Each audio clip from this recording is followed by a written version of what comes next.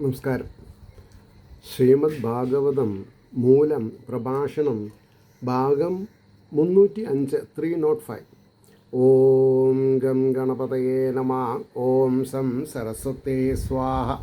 ഓം ശ്രീ ഗുരുഭ്യോ നമഃ. ഓം ശ്രീ രംഗനാഥശർമ്മണേ നമഃ. നാരായണ നാരായണ നാരായണ നാരായണ നാരായണ നാരായണ നാരായണ നാരായണ നാരായണ നാരായണ നാരായണ. ഓം ശ്രീകൃഷ്ണാർപ്പണമസ്തു. ഓം ശ്രീകൃഷ്ണായ പരബ്രഹ്മണേ നമഃ. ഓം ശ്രീകൃഷ്ണായ പരമാത്മനേ നമഃ. ഹരേ രാമ രാമ രാമ ഹരേ ഹരേ, ഹരേ കൃഷ്ണ കൃഷ്ണ കൃഷ്ണ ഹരേ ഹരേ. ഓം ശ്രീ രുക്മിണി സത്യഭാമ സമേത ശ്രീ ഗോപാലകൃഷ്ണസ്വാമിനേ നമഃ. ശ്രീമദ് ഭാഗവതം മൂലം പ്രഭാഷണം ഭാഗം 305. തൃതീയ സ്കന്ധത്തിൽ 29 അധ്യായത്തിൽ 6 ശ്ലോകമാണെന്ന് പറയേണ്ടത്. മൈത്രേയവാച ഇതി മാതുർവചശ്ലേഷ്ണം പ്രതിനന്ദ്യ മഹാമുനി ആബഭാഷേ കുരുശ്രേഷ്ഠ പ്രീതസ്താം കരുണാർദ്ദിത. ഇതാണ് ശ്ലോകം.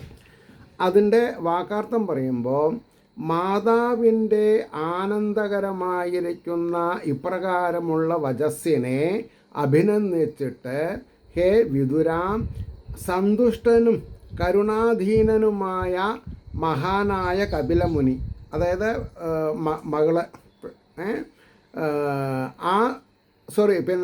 മകൻ, അതെ, കപിലമുനി എന്ന് പറഞ്ഞിട്ടുണ്ടെങ്കിൽ ഈ ദേവഹൂതിയുടെ മകൻ ആണ് മഹാനായ കപിലമുനി. ആ ദേവഹൂതിയോട് പറഞ്ഞു, വളരെ ശ്രദ്ധിക്കേണ്ട കാര്യമാണ്. മൈത്രേയൻ പറഞ്ഞു, എന്താ അതിൻ്റെ ഭാവാർത്ഥം വരുന്നത്?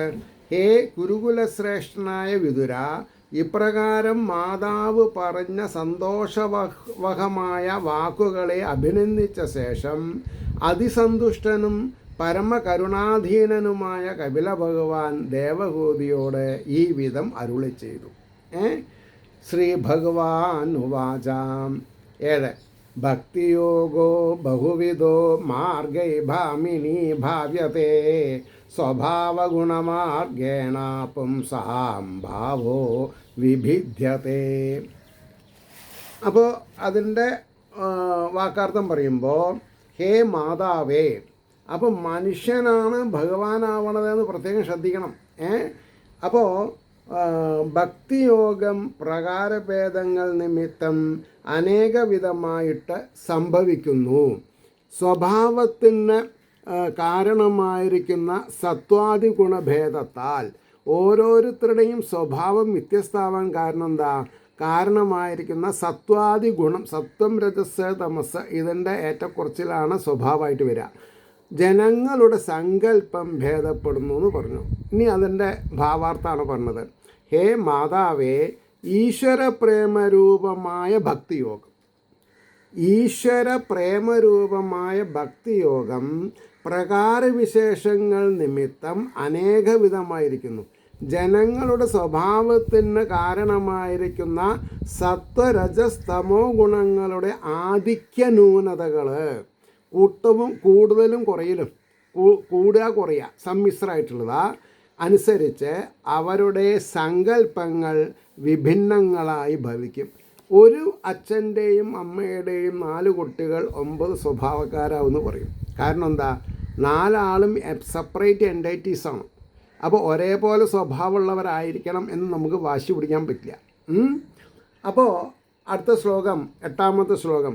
അഭിസന്ധായയോ ഹിംസാം ദംഭം മാത്സര്യമേവ വാ സംരംഭി ഭിന്നദൃഗ്ഭാവം മയി കുര്യാൽ സതാമസാം. പരമപീഡയോ വഞ്ചനയോ മാത്സര്യം,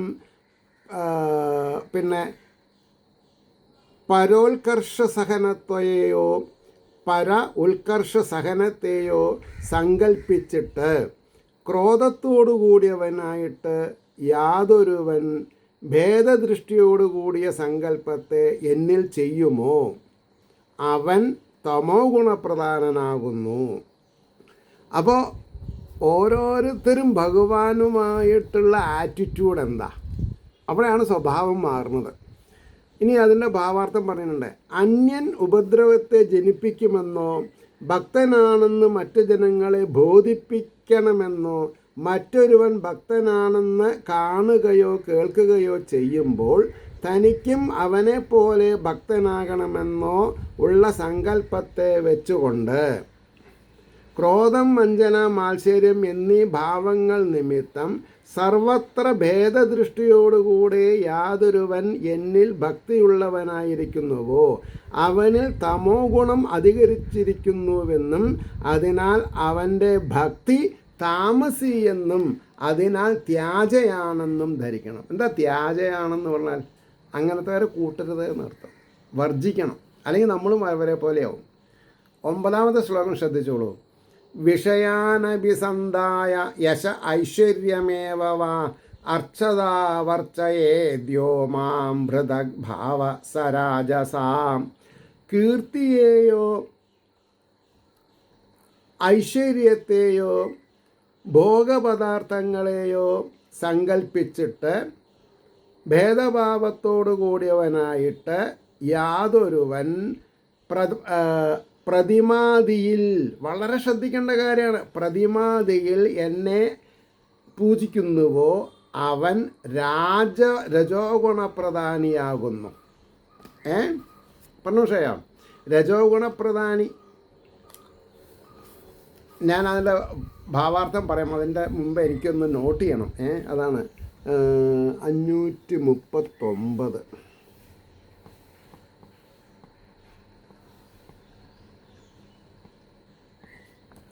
ഇനി അതിൻ്റെ ഭാവാർത്ഥം പറയാം. സ്രക്ചന്ദന വനിതാദി വിഷയഭോഗങ്ങളെയോ, എന്താണ് അർത്ഥം? സൗകര്യം കിട്ടുമ്പോൾ കുടലനാവുക, സൽകീർത്തിയെയോ ധനാദികളായ ഐശ്വര്യത്തെയോ സങ്കല്പിച്ചിട്ട് ഭേദഭാവനയോടുകൂടെ യാതൊരുവൻ സൂര്യൻ, അഗ്നി എന്നീ പ്രതിമകളിൽ എന്നെ പൂജിക്കുന്നുവോ അവനിൽ രജോ ഗുണം അധികരിച്ചിരിക്കും. അവൻ്റെ ഭക്തിക്ക് രാജസി എന്ന് പേർ. ഇതും ബന്ധകാരണമാകയാൽ ത്യാജം. പ്രതിമ ആരാധന തുടക്കത്തിലേ പാടുള്ളൂ, അത് കഴിഞ്ഞാൽ നിരാകാരത്തിലെ വേണം. 10ാമത്തെ ശ്ലോകം. കർമ്മനിർഹാരമുദ്ദിശ്യ പരസ്മിൻ വാദദർപ്പണം യജേ ദൃഷ്ടവ്യമിതി വാ പൃഥഗ്ഭാവ സസാത്വികാം.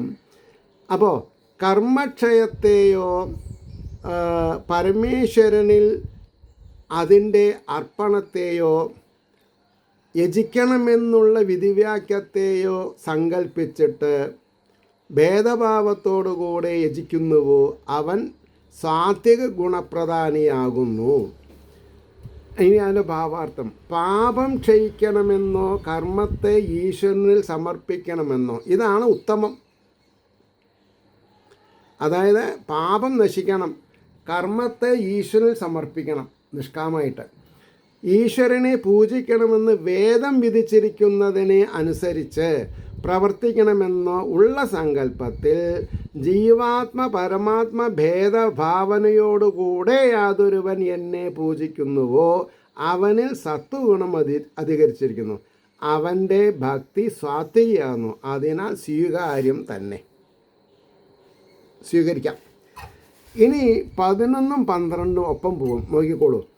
മദ്ഗുണശ്രുതി മാത്രേണ മയി സർവഗുഹാശയേ മനോഗതിരവിച്ഛിന്ന യഥാ ഗംഗാം അംബസോ അംബുദോ ലക്ഷണം ഭക്തിയോഗസ്യ നിർഗുണസ്യാഹ്യുദാഹൃതം അഹൈതുക്യവ്യവഹിതായ ഭക്തി പുരുഷോത്തമേ. എൻ്റെ ഗുണങ്ങളുടെ ശ്രവണമാത്രത്താൽ സർവരുടെ ഹൃദയങ്ങളിൽ ശയിക്കുന്ന എന്നിൽ ഗംഗാജലത്തിൻ്റെ പ്രവാഹം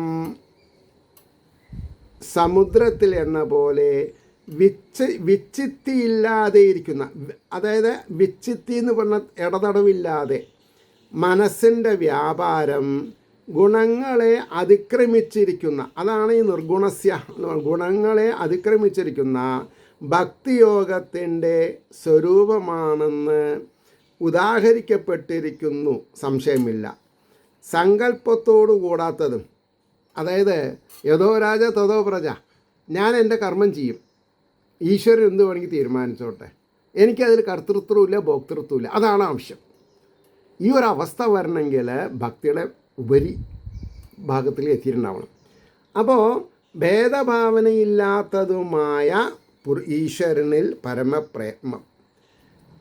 ഇനി അതിൻ്റെ ഭാവാർത്ഥം: എൻ്റെ ഭക്തവത്സല്യാദി ഗുണങ്ങളെ കേൾക്കുന്നത് കൊണ്ട് തന്നെ സർവത്ര ഭേദമില്ലാതെ വസിക്കുന്ന എന്നിൽ ഗംഗാപ്രവാഹം സമുദ്രത്തിലെന്ന പോലെ വിച്ഛിത്തിയോടുകൂടാത്തതായ നിരന്തര മനോഗതി, എണ്ണധാര പോലെ തിരിമുറിയാതെ കണ്ട് ഭവിക്കുന്നത് യാതൊന്നോ അത് ഗുണത്രയങ്ങളെ അതിക്രമിച്ചിരിക്കുന്ന ഭക്തിയോഗത്തിൻ്റെ ലക്ഷണമാകുന്നു. അതാണ് അൾട്ടിമേറ്റ് എന്ന് പറയും. അൾട്ടിമേറ്റ് പുരുഷോത്തമനായ എന്നിൽ പരമപ്രേമലക്ഷണയായ ആ ഭക്തി യാതൊരു ഫലത്തെയും കാക്ഷിച്ചിട്ടുണ്ടാകുന്നതല്ല. ജീവാത്മാ പരമാത്മാ ഭേദഭാവന നിമിത്തവും ഉണ്ടാകുന്നതല്ല. സർവത്ര വസിക്കുന്ന പരമാത്മാവ് തന്നെ തന്നിലും വസിക്കുന്നു എന്നുള്ള അഭേദ ദർശനം, ഭേദമില്ലാത്ത ദർശനം നിമിത്തമുണ്ടാകുന്ന പരമോത്കൃഷ്ടമായ ഭക്തിയുടെ ലക്ഷണമാകുന്നു. അതിന് നാനാത്വമില്ല, ഭ്രമമില്ല. ഒരേ വിധം തന്നെ ഗുണത്രയ പ്രേരിതമായ ഭക്തി മുകളിൽ വിവരിച്ച വിധം അനേക രൂപഭേദങ്ങളോടുകൂടിയതാകുന്നു. അതിനാൽ ഇത് അത്യുത്തമവും മോക്ഷതുല്യവുമാകുന്നു. ഇതാണ് ആക്സെപ്റ്റ് ചെയ്യേണ്ടത്. ഇതും ഇതിന് മുമ്പത്തുള്ളത്. ഇനി 13ാമത്തെ ശ്ലോകം: സാലോക്യ സാഷ്ടി സാമീപ്യ സാരൂപ്യൈകത്വമച്യുതാ ധീയമാനം ന ഗൃഹ്ണന്തി വിനാമൽ സേവനം ജന. ഭഗവാനെ സേവിക്കാതെ കണ്ട് യാതൊരു കാര്യവും നടക്കില്ല. അപ്പോൾ പറഞ്ഞു, നൽകപ്പെടുന്നതിനെ സ്വീകരിക്കുന്നില്ല ജനങ്ങൾ എൻ്റെ സേവനത്തെ ഒഴികെ. ഭഗവാനെ സേവിക്കുക എന്നുള്ളതിൽ കവിഞ്ഞ് വേറൊന്നും സ്വീകാര്യമില്ലാത്തൊരവസ്ഥ വരണം. അതിൻ്റെ ഭാവാർത്ഥം ശ്രദ്ധിച്ചോളൂ. പ്രതിഫലകാംക്ഷ കൂടാതെയുള്ള ആ ഭക്തിയെ തന്നെ നന്നായി വിവരിക്കുന്നു. എന്താ? ഗുണത്രയ പ്രേരണയിൽ നിന്നും അതിക്രമിച്ചിരിക്കുന്ന ഉപരി ആ ഭക്തജനങ്ങൾ സാലോക്യം, സാഷ്ടി, സാമീപ്യം, സാരൂപ്യം, ഏകത്വം എന്ന 5 വിധത്തിലുള്ള മുക്തികളിൽ ഏതൊന്നിനെയും ആഗ്രഹിക്കുന്നില്ല. മുക്തിയല്ല ആവശ്യം, ഭക്തി. ഞാൻ പ്രതിനിമിത്തം നൽകാമെന്ന് പറഞ്ഞാൽ കൂടെ അവർ സ്വീകരിക്കുന്നില്ല. അവർക്ക് എന്നെ സേവിക്കണമെന്നുള്ള ഏകഭാവം മാത്രമേ ഉള്ളൂ. ഏത് സാഹചര്യത്തിൽ, ഏത് യോനിയിൽ ജനിച്ചാലും, ഏത് വൻകരയിൽ പോയാലും ശരി, ഈശ്വരനെ സേവിക്കുക, അതാണ് അത്യുത്തമം. അതായത് നോക്കിക്കോളൂ, ഭഗവാൻ വസിക്കുന്ന ലോകത്തിലുള്ള വാസം ലഭിക്കുന്നതിന് സാലോക്യമുക്തി എന്നും ഭഗവാനെ പോലെ തന്നെയുള്ള ഐശ്വര്യം പ്രാപിച്ചിരിക്കുന്നതിന് സാഷ്ട്യമുക്തി എന്നും ഭഗവാന്റെ സമീപത്തിൽ വസിക്കുന്നതിന് സാമീപ്യമുക്തി എന്നും ഭഗവാന്റെ സ്വരൂപം പോലെ സ്വരൂപം സിദ്ധിക്കുന്നതിന് സാരൂപ്യമുക്തി എന്നും ഭഗവാനോടുകൂടെ ഒന്നായി ചേരുന്നതിന് സായുജ്യമുക്തി എന്നും, സായുജ്യ നല്ലത് പക്ഷേ എന്നും പേർ. ഈ 5 വിധ മുക്തികളെ ഭഗവാൻ നൽകുന്നുവെങ്കിൽ കൂടെ നിർഗുണഭക്തൻ സ്വീകരിക്കുന്നില്ല എന്ന് പറഞ്ഞതിനാൽ ഇവൻ ഗുണാതീതനും ഇവൻ്റെ ഭക്തി നിർഗുണവുമാണെന്ന് സാരം. ശരീരനാശാനന്തരം അവൻ സായുജ്യം പ്രാപിക്കും. ഏകത്വം എന്നത് തന്നെ സായുജ്യം. മനസ്സിലായോ? ഇനി 14ാമത്തെ ശ്ലോകം: സയേവ ഭക്തിയോഗാഖ്യ ആത്യന്തിക ഉദാഹൃത ഏനാദിവ്രജ്യ ത്രിഗുണം മൽഭാവയോപപദ്യത്തെ. അതിൻ്റെ വാക്കാർത്ഥം: ഭക്തിയോഗം എന്ന പേരോടുകൂടിയ അതുതന്നെ പരമോത്കൃഷ്ടം എന്ന് ഏറ്റവും വലുത് ഉപരി പറയപ്പെട്ടിരിക്കുന്നു. യാതൊന്നിനാൽ ത്രിഗുണത്തെ കടന്നിട്ട് എന്നോട് കൂടെ ചേരുവാനായിക്കൊണ്ട് യോഗ്യനായി ഭവിക്കുന്നു. ഇനി അതിൻ്റെ ഭാവാർത്ഥം പറയുന്നുണ്ട്. ഭക്തിയോഗമെന്ന് പറയപ്പെടാവുന്ന യോഗഭേദങ്ങളിൽ വെച്ച് ഇപ്പോൾ പറഞ്ഞതായ ഭക്തിയോഗം തന്നെ മോക്ഷസാധനങ്ങളിൽ പരമോത്കൃഷ്ടമായിരിക്കുന്നത്. ഇതുണ്ടായാൽ ഗുണകാര്യങ്ങളായ സുഖദുഃഖങ്ങളോടുകൂടിയ സംസാരത്തെ അതിക്രമിച്ച് എന്നോട് കൂടെ ഏകീഭവിപ്പാൻ, ഭഗവാനുമായിട്ട് ലയിക്കാൻ ഭക്തൻ യോഗ്യനായി വരുന്നു എന്ന് പറഞ്ഞു. ഇനി ഇവിടുന്ന് 1, 2, 3, 4, 5, 6, 10, 15, 16, 17, 18, 19, 20 ഇങ്ങനെ 6 ശ്ലോകം ഒന്നായിട്ട് പോകും. നോക്കാം. നിഷേവിതേന നിമിത്തേന സ്വധർമ്മേണ മഹീയസാ ക്രിയായോഗേന സസ്തേന ന അതിഹിംസ്രേണ നിത്യശാ മദ്ധിഷ്ണ്യദർശനസ്പർശ പൂജാസ്തുത്യഭിവന്ദനേ ഭൂതേഷു മദ്ഭാവനയാ സത്വേന സംഗമേന ച മഹദാം ബഹുമാനേന ദീനാനാമനുകമ്പയാ മൈത്ര്യാ ചൈവാത്മതുല്യേഷു യമേന നിയമേന ച ആധ്യാത്മികാനുശ്രവണാന്നാമ സങ്കീർത്തനാശ്ച മേ ആർജവേ നാര്യസംഗേന, ശ്രീസംഗം പാടില്ല തന്നെ പറഞ്ഞത്, നിരഹംക്രിയയാ തഥാ മദ്ധർമ്മിണോ ഗുണൈരേതൈ പരിസംശുദ്ധ ആശയാ പുരുഷസ്യാഞ്ജസാഭേദി ശ്രുതമാത്രഗുണം ഹിമാം യഥാ വാധരതോ ഘ്രാണമാവ്യങ്ക്തേ ഗന്ധ ആശയാത് ഏവം യോഗരഥം ച ഇത ആത്മാനം അവികാരിയത് എന്ന് പറഞ്ഞു.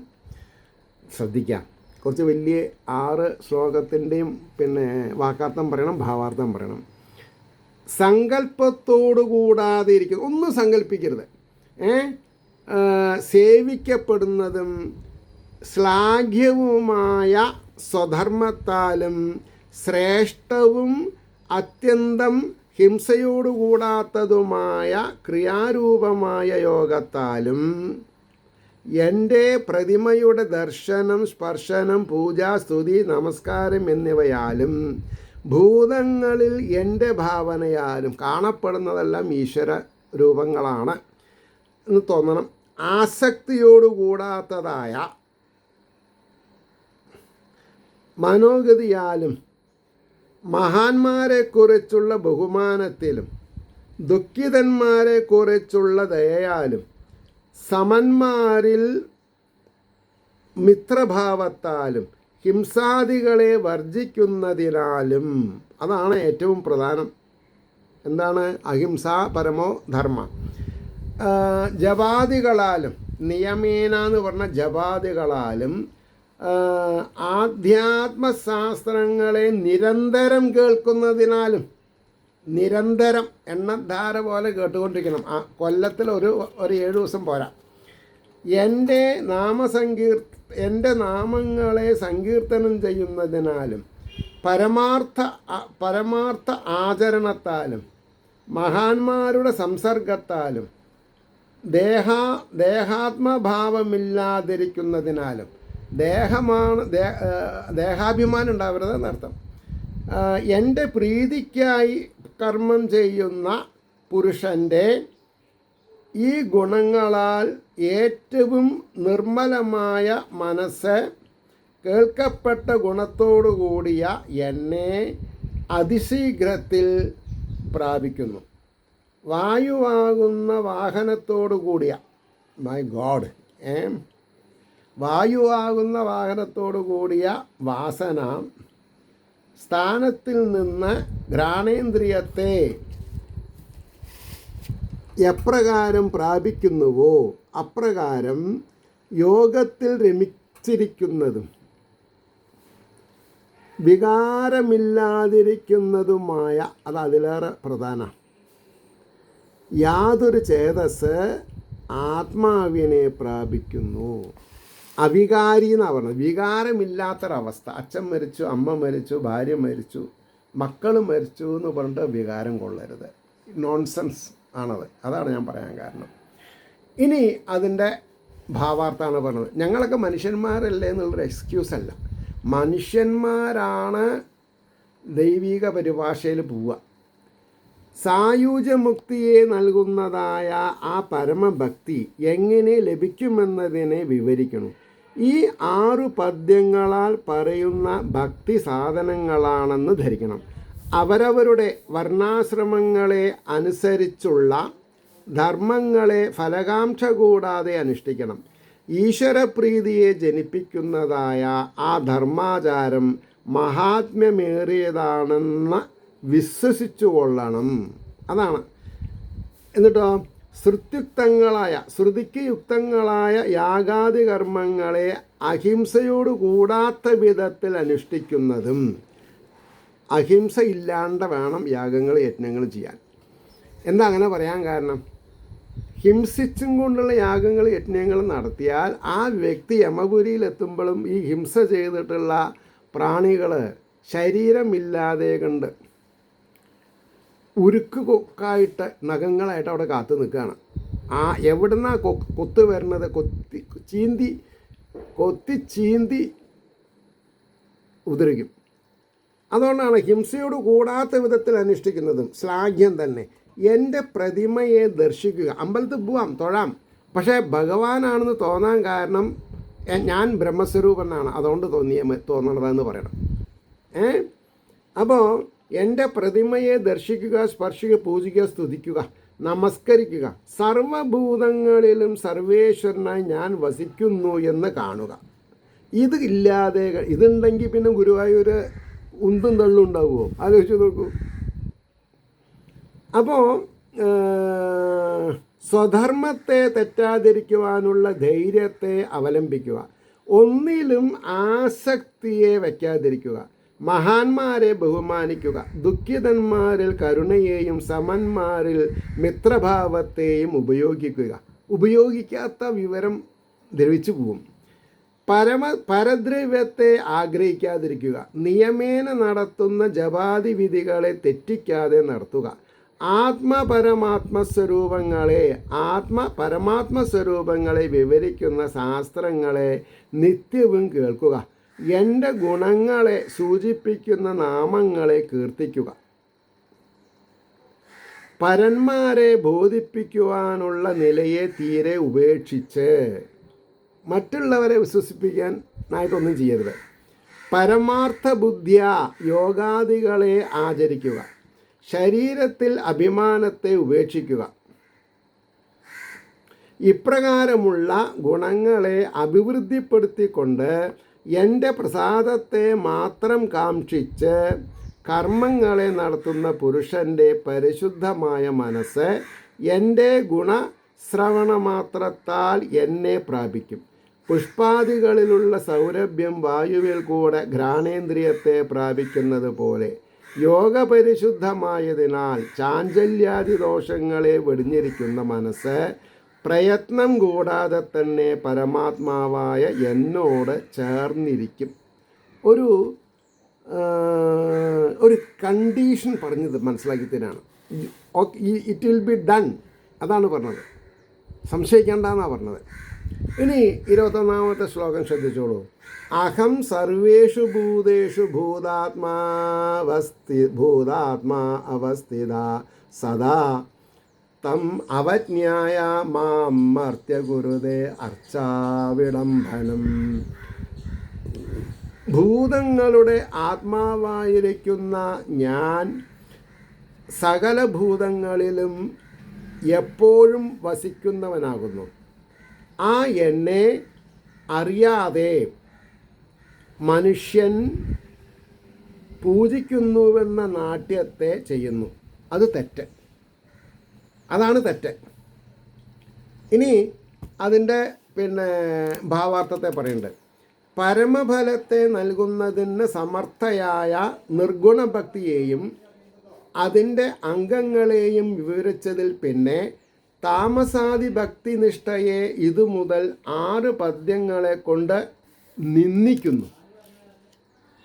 ഭൂതങ്ങളുടെ ആത്മാവായിരിക്കുന്നവൻ ഞാനാകയാൽ സകല ചരാചരങ്ങളിലും വസിക്കുന്നവനാകുന്നു. ആ എന്നെ സർവാത്മാവായി അറിയാതെ ദേഹത്തിൽ ആത്മാഭിമാനത്തെ വഹിച്ചുകൊണ്ട് യാതൊരു മർത്യൻ പ്രതിമാദികളിൽ എന്നെ പൂജിക്കുന്നുവോ, അത് കഷ്ടാന്നാണ് പറഞ്ഞത്, സമ്മതിക്കണില്ല എന്നാണ് പറഞ്ഞത്. അതായത് അതിന് യാതൊരു വാല്യൂ ഇല്ല എന്നാണ് പറഞ്ഞത്. മനസ്സിലായില്ലേ? 544 പേജ് നമ്പർ. അവൻ പൂജിക്കുന്നു എന്ന് നടിക്കുന്നു എന്നല്ലാതെ എൻ്റെ സ്വരൂപത്തെ അറിഞ്ഞവനല്ല എന്നാണ് പറഞ്ഞത്.